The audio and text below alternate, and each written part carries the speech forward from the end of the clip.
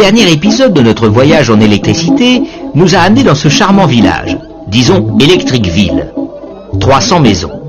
Supposons qu'on veuille les alimenter en 220 volts triphasés, c'est-à-dire faire 100 maisons par phase.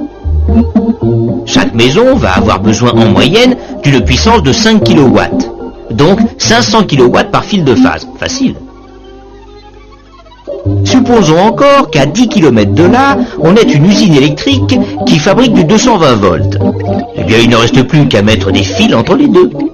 Mais, gros comment? Il faudrait savoir. C'est important, ça.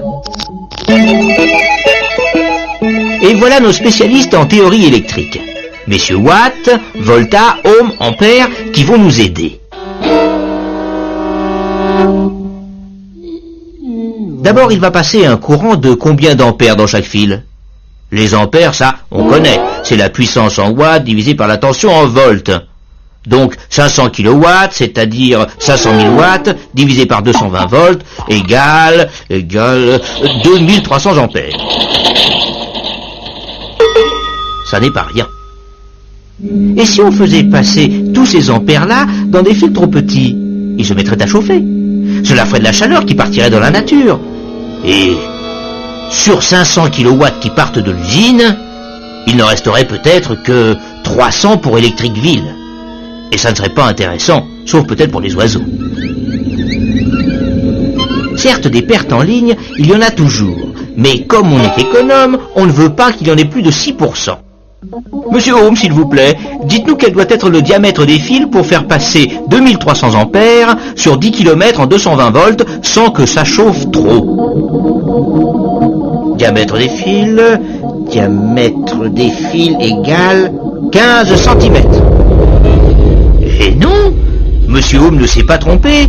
C'est bien le diamètre des fils qu'il faudrait pour transporter nos 500 kW sous une tension de 220 volts.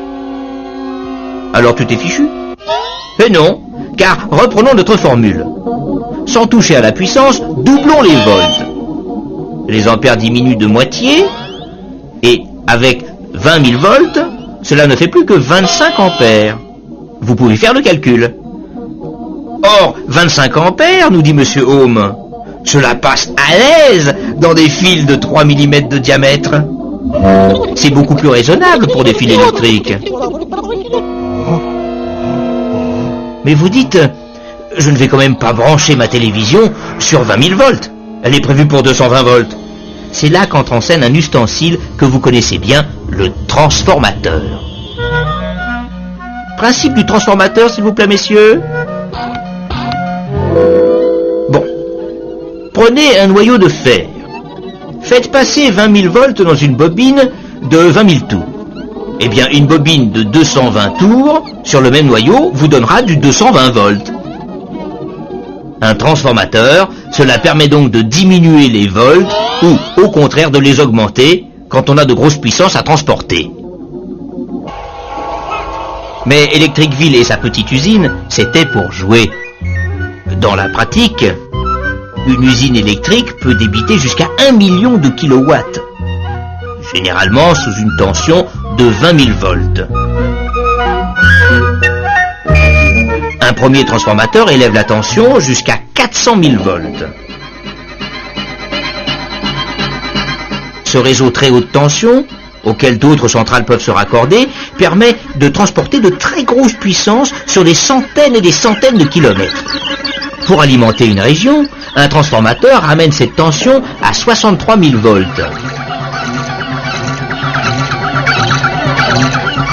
Puis, elle passe à 20 000 volts, jusqu'à notre village où un dernier transformateur vous délivre la basse tension que vous connaissez tous.